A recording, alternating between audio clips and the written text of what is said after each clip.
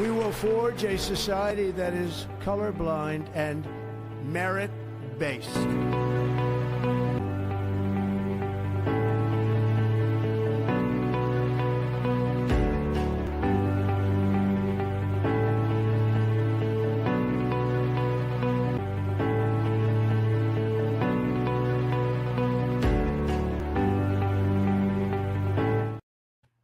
Hi, Surya. Hi, Mario. How are you guys? Good. How are you? Wonderful. So, what questions do we have today? Okay, so the first future question says, even if 6 or 7 criteria are satisfied, why might USCIS still deny an application due to insufficient demonstration of sustained acclaim? Absolutely. Now, here you have to understand that you don't get EB1A because you are fulfilling the criteria. I have been essentially saying that, always been saying, and this is like, that has been more of our signature line from the Next League program. You get EB1A because of only 3 things. Number 1 is that you are an expert. Number 2, your expertise is beneficial to the US. And number 3, you will continue in the field of endeavor. There is nothing beyond this. Now, when we talk about expertise, it's a function of essentially the knowledge that you have acquired over the years and the impact that you have created. You see, for the purpose of EB1A, you can't have a one-time, some kind of a, applause or some kind of an event, a phenomena that is a successful. It needs a consistent and sustained kind of a meritorious disposition for an individual. And that's kind of would be beneficial for the people here. Now, sustained acclaim is very important because it's a legislated part of it actually. So in fact, much more than sustained acclaim, there is also equally important is that there is a totality of evidence and final merit determination. So essentially, when we talk about expertise, when that you are an expert, you have to be at the top 1% or the 10% in your field of endeavor. And that's the reason that even if you forget, we have even seen people that who met not only 4, 5 or 6 criteria, but even up to 8 criteria and still they got rejected. We have seen that happening in certain cases actually, and that would continue to happen in that case if things are not articulated in a proper manner. Okay. So just, I think for the benefit of all, let's understand that this is going to be one of the most important aspects. Don't try to focus on the criteria. Please try to focus on the sustained acclaim actually, always. Okay, that's all for this particular question today. So let's move to the next. Yeah, absolutely. So the next question is from an anonymous user. They asked, based on your experience, Ranjeet, what differentiates a strong EB1A candidate from an average one, and how do you identify those strengths early in the process? Okay, first, we don't identify the strength early in the process. Let's understand that actually. We have seen people who are 26-year-old people. We have seen people who are 30-year-olds, and they have earned their EB1A successfully by following certain process and continuously evolving themselves as more mature professionals.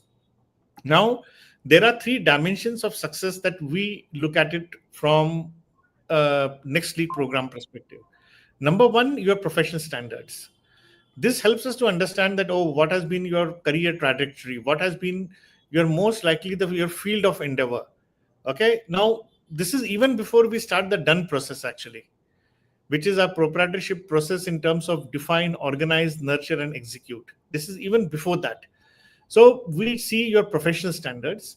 Number 2, we evaluate you based on whether you can kind of commit 10 to 15 hours per week. If you cannot do, well, it's not possible for us.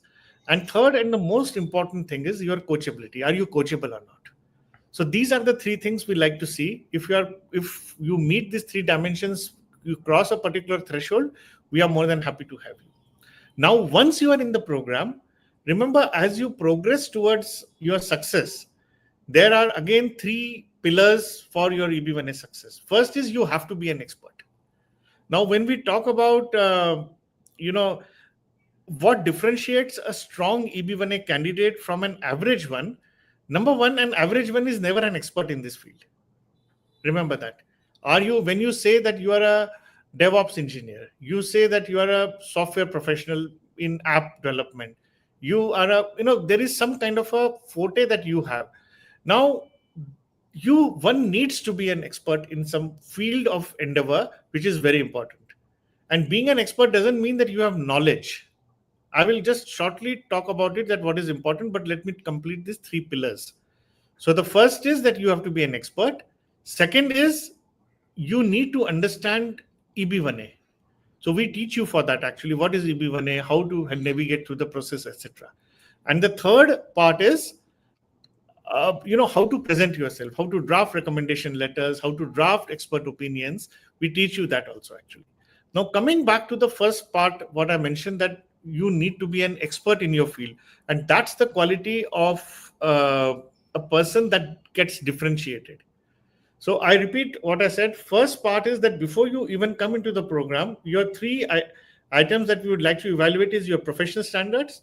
Number two is your your whether you can commit time, and third is whether are you coachable.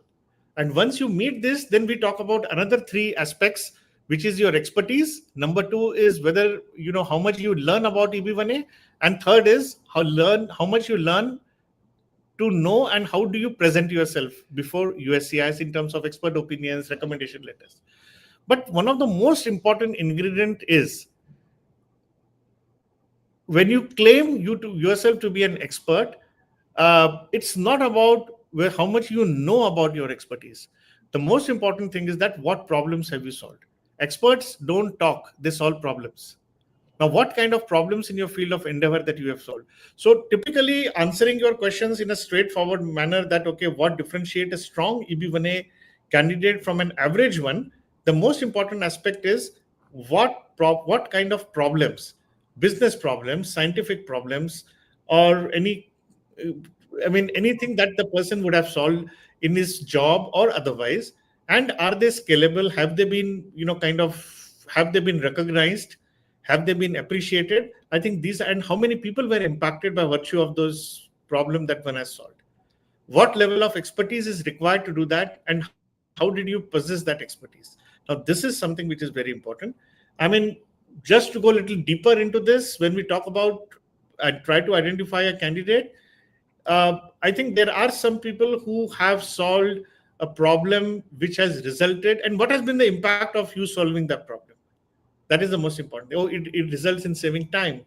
It results in earning millions of dollars for individuals. That's the kind of thing that we would look at. And that would differentiate. So focus on learning and focus on solving some big problems which has not been attempted so far, or something, a unique approach that you are doing. And that's what expertise is called. Experts don't talk, they solve problems. Remember that. So if you are able to focus on this area, guys, I think then you are on the track of becoming an EB1A ready. Okay. So let's move to the next question. Another ask, how do you ensure the evidence, narrative, and strategy all stay aligned so that petition feels cohesive and compelling to an adjudicating officer at the next lead program? I think it's pretty straightforward that how we ensure that evidence, narrative, and strategy. Remember, there are three elements to any evidence. Evidence has to be credible, authentic, and probative. As long as, so what does it mean? Let's say you are trying to prove a, kind of a critical role that you worked in a particular company. Now, what does credible, authentic, and probative means in these cases? Now, who is talking about what actually? The first is, it has to be credible. It means the person who is giving you that letter, let us say letter of recommendation for critical role, has to be somebody credible. You can't get it from your juniors. You can't get it from your, your colleagues. It has to be somebody who supervised you and who has authority over you. The person may or may not be in the company at this particular moment, but at the time of the period that you are mentioning was definitely in the organization.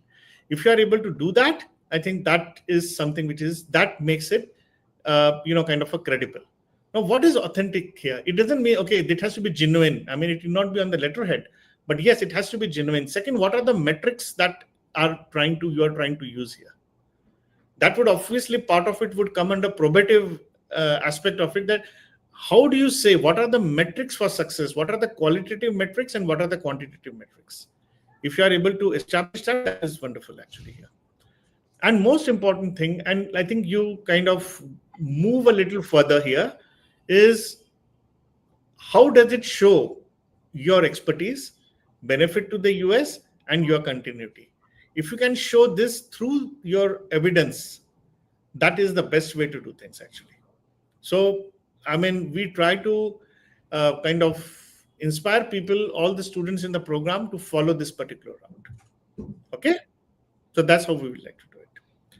So let's move to the next question, guys. Yeah, actually. So the next question they ask, what is the most common misconception candidates have about the EB1A process, and how do you correct it in your coaching? I think fundamentally, when almost 99% of the people, when they come in, they feel that, oh, they just fulfill 2 criteria and they just need another one. And I think I don't want to, I mean, it's not nothing wrong in thinking like this, because typically all other visa categories are checklist based. If you look at EB2, you need to have a checkbox. You know, you are a master's, you have to have experience and things like that actually. So, I mean, it's very but obvious that somebody looks at those 10 criteria and it says that at least 3 criteria. It is very natural that, somebody feels that, oh, I fulfilled 2 of the criteria. There is nothing wrong in that. Possibly even when I was thinking about EB1A for the first time, I felt that way. But real, I think, nuance comes in when you read in more detail that you need to be in the top 1% or top of your field. I think that's the biggest challenge. So you have to define those success metrics there and try to meet them actually. So the biggest misconception that I have seen is about the criteria and not understanding the sustained acclaim part of it actually, that we discussed in the first question there. So I don't think there is anything. People have various various misconceptions or misunderstanding about the entire process, and definitely we try to help them to navigate. And so I think that this is a very interesting question, I would say that actually here. So, and if somebody has more questions and somebody is wanting to join EB1A, please reach out to us in the link that would be given below and we'll be happy to help you. Okay, let's move to the next question. Of course. Next, we have, what signals do you look for in a profile to decide whether someone should build depth in one criterion versus spread across multiple criteria? I think it's a very, very interesting question. I would just say that, but rather than just calling this a question, whether one should go into deeper, it depends on the quality of evidences. Sometimes, let's say there was one particular gentleman we had in our program. He kind of made an app for his company, one of the leading financial institutions. That app was used, for some financial app actually, and it was sold for some couple of $1 million, and with some ex-customers. It was a B2C product actually. Now that could easily go as a original contribution. But now remember one thing, the quality of evidences that the person produced were very in-depth actually. In the sense, he could produce the prototype of the app that was created. There were a chain of email communications that was prepared. Now there were a lot of aspects. There was a white paper that was prepared. Now all these aspects put together would easily make this as an original contribution. Now, if that gentleman would not have been able to get all these things but accept a simple letter, then this would have gone as a critical role only. Now here comes a question that what is the detail and what are the metrics that you are able to produce? First of all, I would never like to suggest that you go for the criteria if you cannot establish your maturity in terms of your expertise. Otherwise, don't go for that criteria. Simple. If you can depict the maturity of your expertise and then kind of show an impact, then only go for that particular criteria. Otherwise, don't go. So it is not about spreading, because there is no point in weak criteria or the strong criteria, but definitely there is something called as an anchor criteria that demonstrates your total expertise. So I would say that the quality of your evidences have to be very, very strong. And as your every evidence should demonstrate your sustained acclaim. Now, sustained acclaim in a criteria, now I'm not talking from a sustained acclaim from an overall profile perspective, in from a criteria should also demonstrate that how your expertise was used to execute that particular initiative what we are talking about. It could be even a judging for that matter. It could be even let us say you're going for a membership, so you did some work, you wrote an articles, you kind of were a chapter head in your region.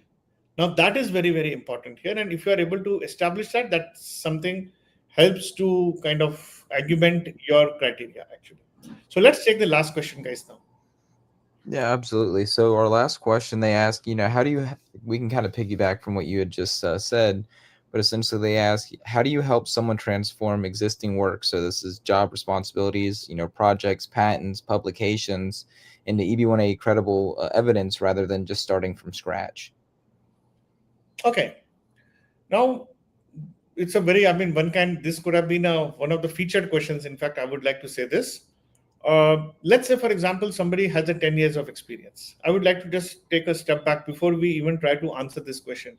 And somebody is earning, let us say, 200K. At the back of the envelope has shown that on an average, if you take the first year salary of that person and bring it down to the inflation and adjust it to the inflation on today's rate, then second year, third year, fourth year, fifth year, all the years if you do it, an average salary typically for the person earning around 200 to 220 would be around 150K per year.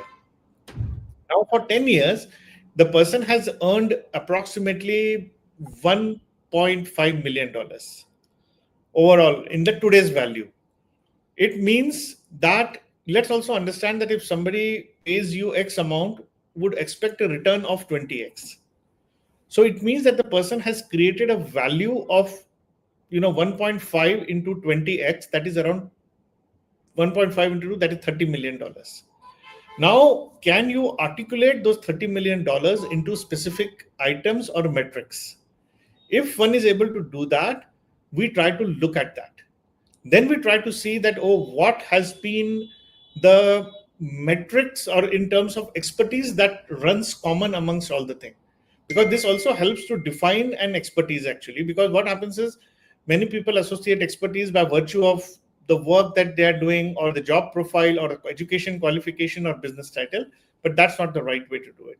So you have to reverse engineer the impact that you have created into an expertise actually, and that becomes the right way to do it. So, and then we have to see that, okay, what problem did you solve? If you are able to get evidences of the solution of the problems in terms of how many people were impacted, what is the timeline, what is the temporal scope of your expertise, can it survive with it, what was the solution that you adopted, was it even tried before, was any theory used to solve that problem? If you are able to articulate that, there was one particular gentleman in our program who created who created an app, not really an app, but yes, a software that could replicate automated signing. Actually, the company used to spend $200,000 to $300,000 each year to get certain documents signed externally. He created the document himself actually there, and that kind of was beautiful way of kind of cost saving. But he created his own software that helped to do that for the company. Now that could go as an original contribution because it replicated something that was although it was existing, but that did kind of created a pathway for new learning for people to do in the field.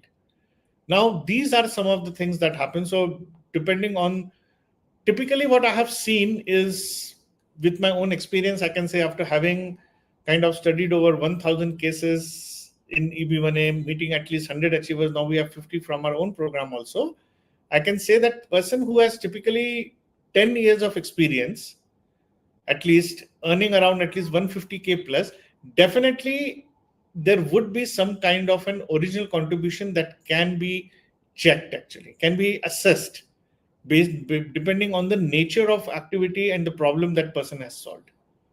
And although the salary may not be a good metric to do that, but this becomes a good tool for evaluation, at least the first point of discussion. So that's all we have today, friends. And please reach out to Syria or Mario. If there are any other questions, please join us. If anybody wants to come here on the live show, we are happy to help and wish you all the best and have a wonderful weekend. Bye-bye. Thank you for joining us today. If you have any further questions or need personalized guidance, please reach out to us. We are here to help you every step of the way in your journey towards achieving your American dream. Let's connect and make it happen together.